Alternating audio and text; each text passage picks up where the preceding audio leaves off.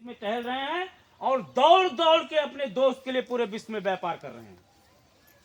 ये ऐसे ठग हैं, ऐसे व्यापारी हैं जो गंजे को भी कंघी बेच देंगे भाई साहब, और कहेंगे कंघी खरीद लो, 10 दिन बाद जब बाल आएगा तब इससे झड़ना बहुत बेहतरीन कंघी है, बहुत शानदार कंघी है। और जब आपको बाल आएगा तो आप जब कंघी यूज करेंगे पता चलेगा वो प्लास्टिक का है, लोहे का है, सर फूट रहा है, क्या हो रहा है कोई पता नहीं। मैं यहाँ के बड़ा खुश हुआ, तमाम माताएं हमारी इस लड़ाई में आप लोगों के साथ खड़ी हैं। ये बहुत ही गर्व की बात है हम लोगों के लिए, हमारी माताएं बहनें खड़ी और कह रही हैं कि जब मेरा भाई, मेरा बेटा, मेरा पति अगर जेल चला गया उस वक्त घर की देखभाल मैं करूंगी। ऐसे वक्त में हम लोगों का भी कर्तव्य बनता है कि आप लोगों के साथ 24 घंटे खड़े रहें।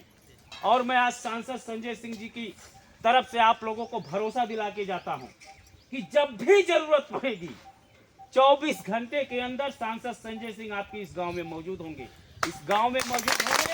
और अगर किसी भी व्यक्ति को ये शासन, प्रशासन, पुलिस, एसपी, दरोगा, डीएम, किसी भी व्यक्ति को एक खरोच टकाई 1 घंटे के लिए भी थाने में बैठाया तो उस थाने को घेरने का काम आम आदमी पार्टी के लोग करेंगे। और आप लोगों के भरोसे से मैं कह रहा हूं, अगर आप लोगों ने नहीं चाहा तो जमीन आपकी कोई नहीं ले सकता। ये आपकी जमीन ले लेंगे। आप दूरगामी सोचिएगा, आप इस चीज को समझ नहीं पा रहे। इसीलिए अभी माता जी कह रही थी कि जो है प्रधान नहीं आते, बीडीसी नहीं आते, लेखपाल नहीं आते। वो इसीलिए नहीं आते क्योंकि अधिकारियों के द्वारा इनके ऊपर दबाव बनाया गया। आप बताइए, एक लकड़ी का अगर गट्ठर होगा उसको तोड़ना कितना मुश्किल है, कोई नहीं तोड़ पाएगा। 20 लाठी का एक गट्ठर हो कोई नहीं तोड़ पाएगा, लेकिन वही जब एक लाठी हो जाती है तो उसको तोड़ लेते हैं। तो आपके प्रधान जी को, आपके लेखपाल को, आपके कानागो के, आपको बीडीसी के, आपके यहाँ के जो क्षेत्रीय सत्ताधारी पार्टी के नेता हैं, उन सबको इसी काम में लगाया गया है कि एक एक किसान को आप लोग आगे बढ़ो। कि आप लोगों को जरा सा भी विचलित होने की जरूरत नहीं है, जरा सा भी परेशान होने की जरूरत नहीं है, जरा सा भी डरने की जरूरत नहीं है, जरा सा भी झुकने की जरूरत नहीं है।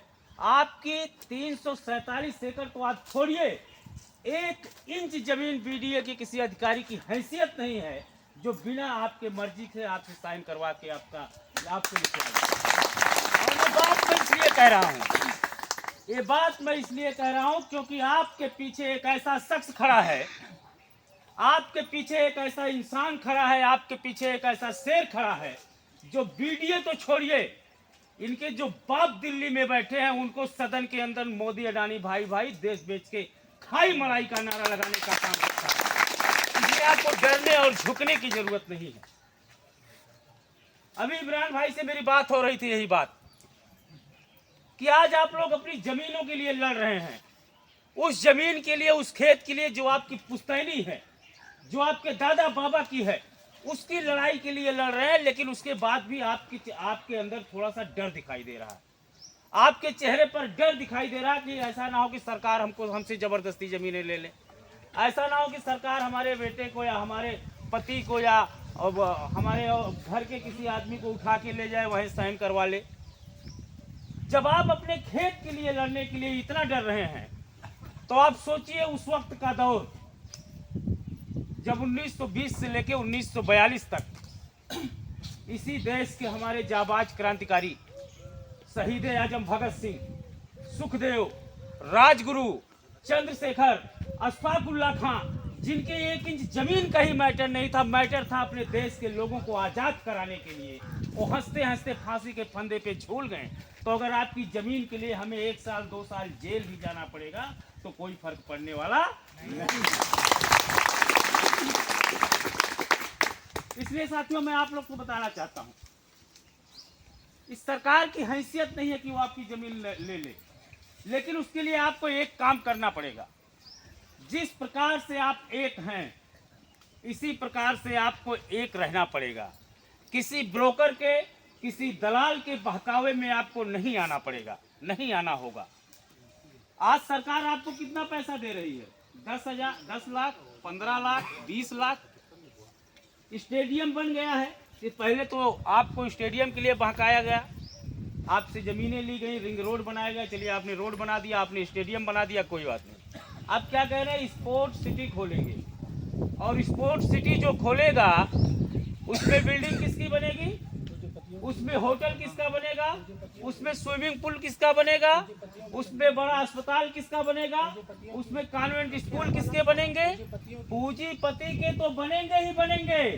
मैं गारंटी के साथ कह रहा हूं, कई हजार करोड़ रुपए लेके बनारस का कोई आदमी बैठा होगा, एक धुर जमीन नहीं पाएगा, सारे के सारे गुजराती आएंगे। और उसका उदाहरण आप लोग देख लीजिएगा, जितने काम हो रहे हैं, जितने ठेके हो रहे हैं, ये आपका जो स्टेडियम बन रहा है, आप लोग रमेश से कह के पता करवा लीजिएगा, इसका भी ठेकेदार गुजराती है। सब गुजराती जमीन हमारा, धंधा तुम्हारा, ये नहीं चलेगा। जमीन हमारा, धंधा हमारा, ये चलेगा। अब बनारस के अंदर इस जिले ने 2-2 बार प्रधानमंत्री को सांसद बनाया यहाँ से, लेकिन सांसद जी क्या कर रहे हैं, 3 बार बनाया है। 3 बार नरेंद्र मोदी जी को इस गांव के लोगों ने सांसद बनाया है, लेकिन उसके बदले में वो क्या कर रहे हैं, बीडीए जैसे दलालों को आपके बीच में भेजकर और आपके जमीनों को औने पौने दाम में बिचवाने का काम करते की धरती पर हम सब एक मानव के रूप में, एक इंसान के रूप में जन्म लिए हैं, और इस धरती पर एक किसान के रूप में, किसान के बेटे के रूप में हमारा आपका आविष्कार हुआ है, हमारा आपका जन्म हुआ है, हमारा आपका उद्भव हुआ है। हम सब के बाप दादा किसान थे, पीढ़ियों से, सदियों से चला आ रहा है।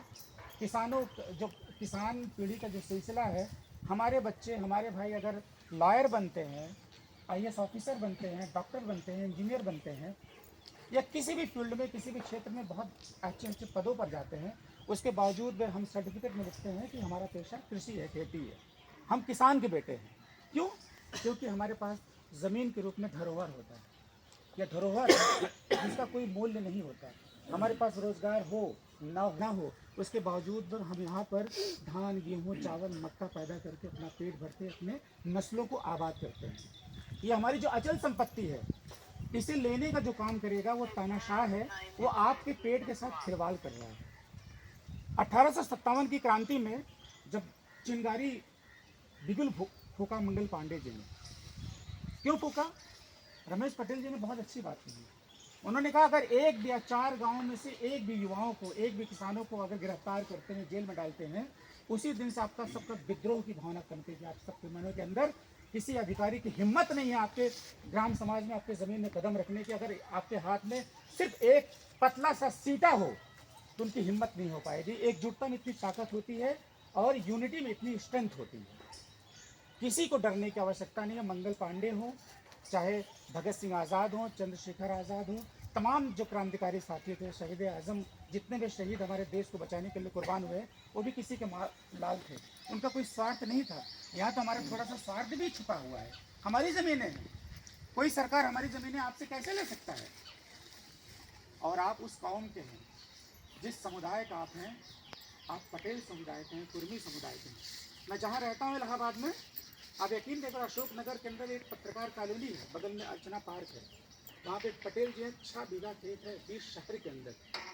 उनसे मेरा बहुत अच्छा संबंध है। हमने चाचा से पूछा, चाचा अशोक नगर इलाहाबाद इतना डेवलप हो गया है, लेकिन 6 बीघा ज़मीन शहर के बीचों बीच सीना तान के खड़ा हुआ है, कैसे आपने बचा रखा है? उन्होंने कहा हर सुबह, हर शाम, हर दोपहर, हर रात मेरे पास फ़ोन आता है, मेल आता है, लोग आते हैं, बिचौलिए आते हैं, अरे यार ज़मीनियाँ बेच दो, तो क्या इतना दाम दिलवा दे भाई।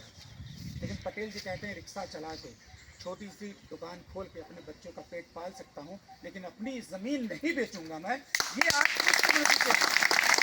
अगर आपको ना विश्वास हो, आइए इलाहाबाद, हम आपको दिखाते हैं। 20 शहर के अंदर 6 बीघा ज़मीन, गेहूँ भी पैदा हो रहा है, धान भी पैदा हो रहा है, मटर भी पैदा हो रहा है। अभी देखिए गेहूँ का फसल चल रहा है, हरा भरा एकदम। आप उस कम्युनिटी के हैं, आप उस समुदाय के हैं, आप बहादुर कौम के लोग हैं, और आपकी ज़मीन कैसे आपके सीने पे चढ़ के छीन सकते हैं लोग? डाल दे हथकड़ियाँ हाथों में अगर हिटलर से भी, डाल दे हथकड़ियाँ हाथों में अगर हिटलर से भी, हाथ बांधे ही सही तो हर डगर आगे बढ़ो। हुक्मरा के हर सितम को ना लगा सीने से, अब चल कदम बढ़ा कदम, तू हो निडर आगे बढ़ो। हर हाल में हमें आगे बढ़ना है अपनी ज़मीनों को बचाने के लिए।